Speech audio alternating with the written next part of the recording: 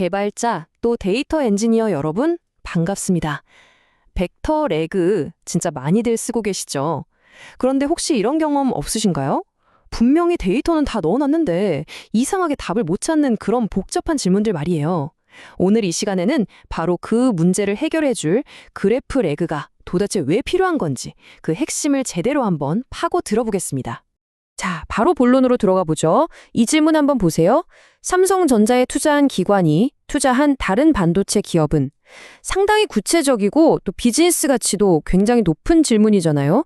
그런데 여러분이 지금 사용하고 계시는 그 벡터 RAG에게 이 질문을 던지면 글쎄요, 과연 제대로 된 답이 나올까요? 정답은 아마 안 될 거라는 거죠. 벡터 RAG는 이런 여러 관계를 넘나들면서 추론해야 하는 질문에 구조적으로 굉장히 취약하거든요. 필요한 정보 조각들은 분명히 문서 어딘가에 다 있는데도 말이죠. 도대체 왜 이런 일이 벌어지는 걸까요? 그 근본적인 원인이 바로 여기에 있습니다. 벡터 어레이즈는 문서를 청크, 그러니까 덩어리 단위로 잘라서 사용하잖아요. 그런데 지금 화면에서 보시는 것처럼 문서를 가위로 싹둑 자르는 바로 그 순간, 청크와 청크를 이어주던 관계의 맥락이 그냥 끊어져 버리는 거예요. 예를 들어 국민연금이 삼성전자에 투자했다는 정보랑 국민연금이 SK하이닉스에 투자했다는 정보가 서로 다른 청크에 담겨 있다면 벡터 어레이즈는 이 둘을 연결할 방법이 아예 사라지는 거죠. 이걸 바로 청크 컨텍스트 손실, 즉 청크 기반의 맥락이 단절되는 현상이라고 부릅니다. 자, 그럼 첫 번째 섹션으로 넘어가서요. 벡터 RAG가 가진 이 명확한 한계, 다시 말해 청킹의 맹점을 조금만 더 깊이 진단해 보도록 하겠습니다. 여러분들이 실무에서 바로 써먹을 수 있는 아주 중요한, 뭐랄까, 꿀팁 같은 판단 기준을 하나 드릴게요. 바로 원샷 판단 규칙이라는 겁니다. 화면 왼쪽처럼 삼성전자의 주요 제품은 뭐야? 같이 한 번의 검색으로 답을 바로 찾을 수 있는 질문을 원샷 쿼리라고 하고요. 반면에 오른쪽처럼 A에 투자한 B가 또 투자한 C는 누구야? 처럼 여러 관계를 징검다리 건너듯이 건너가야 하는 질문이 바로 멀티샷 쿼리입니다. 핵심은 바로 이겁니다. 1업이면 그냥 벡터로도 충분하다. 굳이 어려운 기술을 가져다 쓸 필요가 전혀 없어요. 그래프 RAG는 벡터 RAG를 대체하는 맞는 기술이 절대 아닙니다. 멀티업 질문처럼 벡터 RAG가 해결하지 못하는 특정 유형의 문제를 풀기 위한 아주 특화된 도구인 거죠.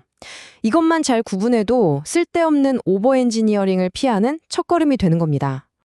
이게 실제로 코드를 돌려보면 어떻게 실패하는지 눈으로 한번 보시죠. 멀티압 질문을 던지면 지금 보시는 것처럼 서로 아무 관련 없는 청크 조각들만 툭툭 뱉어냅니다. 국민연금이 삼성전자 지분을 보유했다는 청크 하나, SK하이닉스는 D램 점유율이 높다는 청크 하나, 이렇게 따로따로 검색될 뿐 시스템은 이 둘을 연결해서 추론할 능력이 구조적으로 아예 없는 거예요. 자, 그럼 두 번째 섹션으로 넘어가 볼까요? 멀티업 질문을 해결하기 위해서 우리가 그래프 레이즈를 쓰기로 결정했다면 이제 어떤 길을 가야 할까요? 우리가 어떤 전략적인 선택을 해야 하는지 한번 살펴보겠습니다. 자, 그래프 LG를 하겠다고 마음 먹으면요. 우리 앞에 크게 세 갈래 길이 놓여 있어요. 마이크로소프트가 제시하는 방식, 그리고 LPG와 사이퍼라는 언어를 직접 사용하는 방식, 마지막으로 이 둘을 섞은 하이브리드 방식이죠. 저희는 이 시리즈에서 두 번째, 바로 LPG와 사이퍼의 길을 선택했습니다. 왜냐하면 이게 가장 실용적이고 관계를 명시적으로 쿼리할 수 있어서 직관적이고 또 LLM이 사이퍼 코드를 이해하고 생성하는 데 아주 적합하기 때문입니다. 세 번째 섹션입니다. 그래프 RAG의 가장 기초이면서도 가장 핵심적인 개념, 바로 온톨로지에 대해서 짚고 넘어가겠습니다. 이거 뭐 대학교 논문에나 나올 것 같은 단어라고 해서 전혀 겁먹으실 필요 없어요. 사실 이건 아주 실용적인 엔지니어링 도구거든요. 온톨로지라는 건요, 아주 간단하게 말해서 우리가 다루는 특정 도메인 안에서 무엇을 개체로 볼 거고 또 걔네들 사이의 관계는 무엇으로 정의할 건지에 대한 우리들만의 약속, 즉 합의의 도구라고 보시면 됩니다. 우리가 그렇게 만들 데이터 세계의 규칙을 정하는 일종의 설계도인 셈이죠. 이 온톨로지가 왜 강력한지 RDB랑 비교해보면 바로 느낌이 옵니다. 지금 화면 한번 보실까요? 왼쪽에 이 복잡한 SQL 조인문, 보기만 해도 머리가 좀 아프죠? 여러 테이블을 막 엮어야 겨우 관계를 찾을 수 있잖아요. 근데 오른쪽 사이퍼 쿼리를 한번 보세요. 어때요? 훨씬 직관적이고 짧죠? 여러 단계의 관계를 아주 간단하게 탐색합니다. 관계를 표현하는 데 있어서 LGP, 즉 그래프 방식이 얼마나 우아하고 효율적인지를 보여주는 정말 멋진 예시입니다. 그리고 온톨로지를 설계할 때 진짜 중요한 포인트가 하나 있어요. 바로 문서 안에 있는 관계와 문서 사이의 관계를 구분하는 겁니다. 지금 화면에 보이는 것처럼 문서 A랑 문서 B에 각각 국민연금이라는 정보가 있잖아요. 이 국민연금이라는 공통된 존재를 중심으로 두 문서를 연결해 주는 거, 이게 바로 문서 간의 관계, 즉 인트러더큐멘트 링크를 만드는 핵심입니다. 그래서 LLM이 텍스트에서 정보를 뽑아낼 때 동일한 개체를 딱 알아보고 정규화하는 과정이 정말 중요해지는 거죠. 물론 실제 현업에서 마주하는 그래프는 훨씬 더 복잡하죠. 지금까지는 회사나 투자자 같은 단일 타입의 노드만 봤지만 실제로는 사람, 상품, 병원처럼 다양한 종류의 노드가 있고요. 또 구매했다, 보장한다 같은 여러 종류의 관계가 하나의 그래프에 막 섞여 있습니다. 이렇게 여러 타입의 노드와 관계가 한데 섞여 있는 그래프를 우리가 이기종 그래프, 영어로는 헤테로지니어스 그래프라고 부릅니다. 좋습니다. 그럼 네 번째 섹션에서는 우리가 앞으로 어떤 길을 걸어가게 될지 그 전체적인 로드맵을 한번 쫙 펼쳐서 보여드릴게요. 이 로드맵을 보시면 우리가 지금 어디에 있고 어디로 향하고 있는지 명확하게 알 수 있을 겁니다. 저희의 프레임워크는 총 5개의 레이어로 구성됩니다. 가장 아래 L1 인프라부터 시작해서 L2 온톨로지, L3 추출, L4 검색, 그리고 마지막 L5 고급 기법까지 차곡차곡 쌓아 올리는 구조죠. 오늘 우리는 바로 이 첫 번째 레이어, Neo4j 와 도커를 이용해서 인프라를 구축하는 부분에 집중할 겁니다. 화면에 You are here 보이시죠? 바로 여기에서 시작하는 겁니다. 자, 이제 이론은 이쯤 하고요. 진짜 재밌는 시간이죠.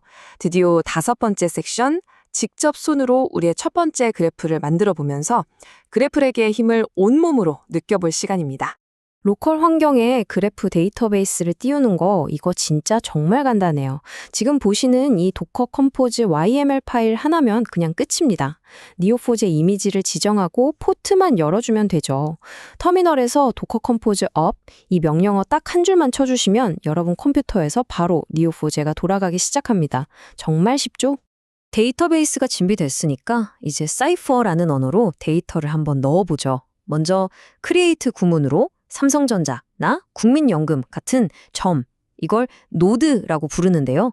노드를 만들고요. 그리고 이 두 노드 사이에 invested in이라는 이름의 선, 즉 관계, 엣지를 만들어서 쭉 이어주는 겁니다. 어때요? 코드가 거의 그냥 영어 문장 같지 않나요? 굉장히 직관적입니다. 자, 드디어 결정적인 순간이 왔습니다. 우리가 맨 처음에 던졌던 그 질문, 벡터 RLG가 도저히 풀지 못했던 바로 그 질문을 이제 이 한 줄의 사이퍼 쿼리로 해결해 보겠습니다. 이 코드가 말하는 건 이겁니다. 삼성전자를 찾고 거기에 투자한 투자자를 찾은 다음에 그 투자자가 투자한 또 다른 반도체 회사를 찾아줘. 이 복잡한 논리가 이 한 줄의 코드로 깔끔하게 표현되는 거죠. 네, 바로 이겁니다. 복잡하게 얽힌 관계 속에서 원하는 정보를 이렇게 명확하고 또 우아하게 찾아내는 능력. 이것이야말로 그래프렉의 진짜 힘이고 핵심이라고 할 수 있죠. 그리고 여기 보세요. 쿼리를 실행한 결과가 나왔습니다.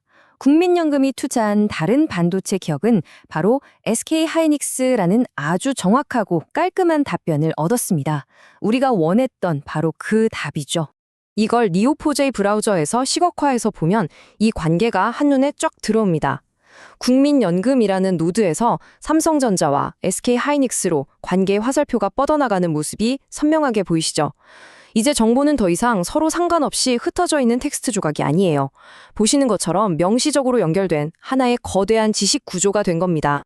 자, 여기까지 오시느라 정말 고생 많으셨습니다. 축하드려요. 이걸로 여러분은 첫 번째 아주 중요한 목표를 달성하셨습니다.